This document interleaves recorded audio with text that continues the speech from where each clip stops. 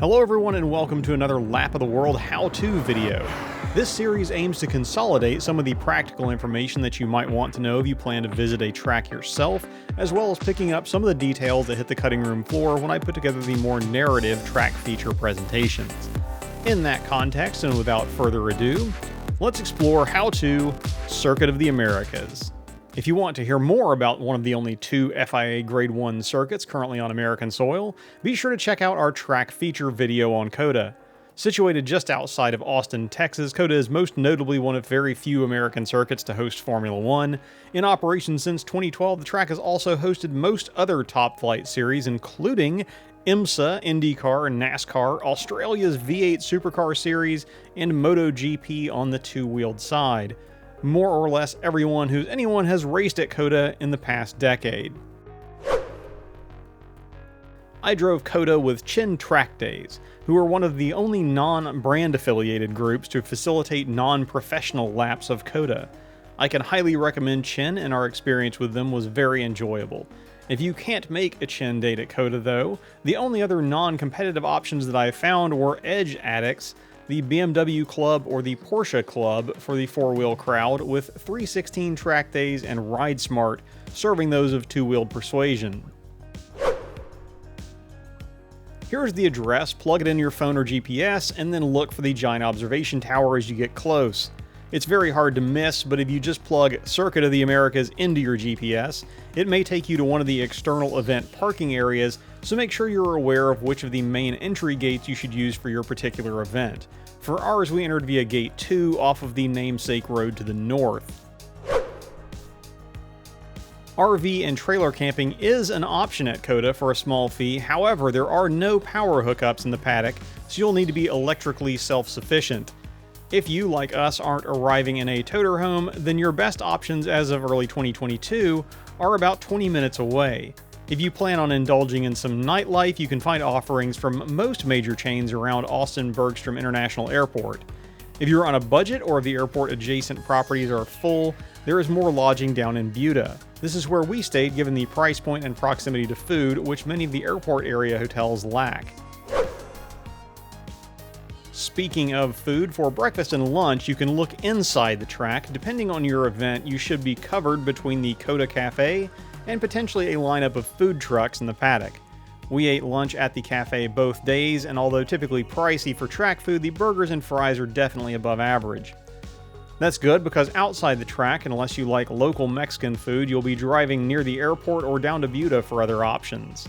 For dinner out in Austin, we have on good authority that the steak fajitas at the local chain Lupe Tortilla are to die for, and we can personally recommend 1618 Asian Fusion. The latter was shockingly well priced considering the service and cuisine on offer. Although you'll want to plan well ahead, at least on our visit, they were reservation only and the wait list was not short. As you might expect with a track on this scale, gas is available on site at COTA in various grades.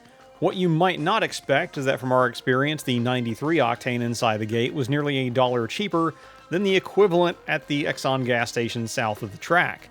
Other options within a short drive include another Exxon station to the north and a Texaco station further down 812 to the south, although we can't speak to their prices. For parts, you are headed probably a half hour away to north of the airport for the nearest chain store. You'll see some other auto parts options listed on the map if you Google it, but most of the ones near the track are in fact salvage yards. While we didn't partake in any extracurricular activities outside of the track event and evening dining, Austin is a major city, so you can pretty much choose your own adventure.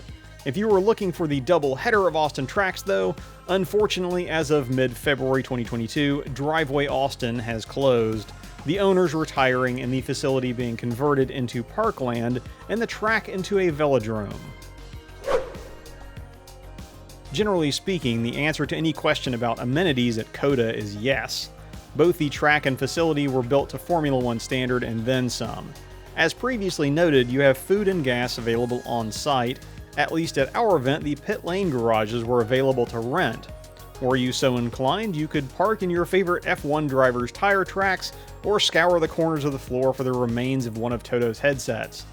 Each garage has its own restroom, and at least one of the climate-controlled boxes above the garages was open for observation when we were there. Speaking of observation, of course, we have to mention the centerpiece 250-foot tall observation tower with a partial glass floor if you're adventurous. Yes, those are stairs around the outside, but don't worry, there is an elevator. If you're visiting COTA in the summer, you can find shade under the outdoor dining pavilion, if not in one of the capacious indoor spaces. There are various videos available. Of course, you can now find my own Just the Laps video with some hopefully competent rounds. If you prefer to do your learning virtually and can find a copy of Forza Motorsport 7, the track has been pretty faithfully recreated on that title, as well as potentially others. Now onto the track itself. If you would like to see me driving consecutive laps of COTA, please find my Just the Laps video, a link to which is probably appearing in the upper right hand corner as I say this. Exiting turn 20 to start a new lap of COTA, I remembered that I'm an American and didn't start in karting at age 3, so short of becoming a billionaire, my F1 hopes died early. But we can at least imagine the glory as we cross the line and head up the hill to turn 1. The slope here will help you under braking, but it can be hard to judge your turn-in point, especially in the early morning hour with the sun in your eyes. Turning in, you want to clip on the inside curb, but watch out, there is a little bit of a bump that can upset the car. Track out, and then get back to mid-track, although there are multiple lines you could take through here. I found mid-track most comfortable for my car. And then you want to carry as much speed as you can in here, setting yourself up for the Silverstone-inspired S's. You can probably use more curb than even I did here to give yourself a straighter line through, although be careful because on your exit from the S's into turn 6 here, it is off-camber, and the new pavement led to some struggle for grip. Turning through 7, you can use more curb than I did there, and again here on 8, which will give you a straighter shot over the top of 9, and just remember that there is room here for you to track out more than I have done. Turn 10 should be flat out in all but the fastest cars, or actually especially if you have any downforce, and that leads you down into another kind of ambiguously wide braking zone here. And again, the key point is to get a late apex here so you can get on the gas early, because this is a very long straight. Now take a breather here, check your gauges, check your mirrors. You'll see me check my mirrors repeatedly, given the number of very fast cars in my group. I was trying not to hold anyone up. I peak here at 130 miles an hour in my car, and it was probably closer to 140 indicated before having to jump hard on the brakes because the next turn is a hairpin. You can get on the gas early here to track out. Again, as I'm checking my mirrors here, as I see a couple of cars closing in on me as that Viper, I think, blew his braking zone just a little bit. The next two turns are a little bit tricky. You want to get close to the first one and then unwind and start adding throttle all the way through this next section until you get to here, where you can take your option of diamonding off that corner or taking a kind of decreasing radius apex.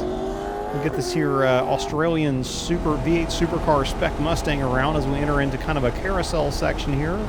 We're just trying to balance the car with as much grip as you can manage. Tracking out here, and then you want to get back track right. Again, take more curb on the inside to turn 19. Exit, again, you have more room here than I used. You developing a theme before we come back up to turn 20. Now turn 20, you want to get done you want to be very tidy here. It's a tricky turn to get very right, and it took me several sessions to do so. Then I have another opportunity to clear myself of traffic before starting a new lap. Please note those cars have like 700 horsepower, so I'm not lifting at all there. And that is a lap of Circuit of the Americas, my quickest, if not cleanest, of the weekend. We did come away from COTA with a few tips other than just making more use of the curbing. At least for spring events, make sure your windshield is very clean for those morning sessions, and maybe opt for sunglasses or a tinted visor to avoid being dazzled when you head up the hill into turn 1. Off the track, if you plan to go up in the observation tower, there is a shuttle from the paddock that costs $10 or so on our visit. However, if you walk or drive yourself over to it, it's free as far as we could tell. I'll reiterate that you'll want to check the price of gas before driving past the Valero branded pumps inside the gate. I'm not sure if it was deliberate gouging or if we should blame OPEC or whoever, but the Exxon just south of the track had easily the highest cost per gallon that we've seen outside of California. Thank you then for watching How To Circuit of the Americas. Hopefully this has been helpful if you plan to visit this top-tier Formula One facility yourself. Thanks again to Chin Track Days for making our own experience there fun and stress-free. If you enjoyed this video or found it helpful, please remember to leave a like, comment with any suggestions, and consider subscribing. Until next time, I'm Richard, this is Lap of the World, and we'll see you in the next video, if not at the track.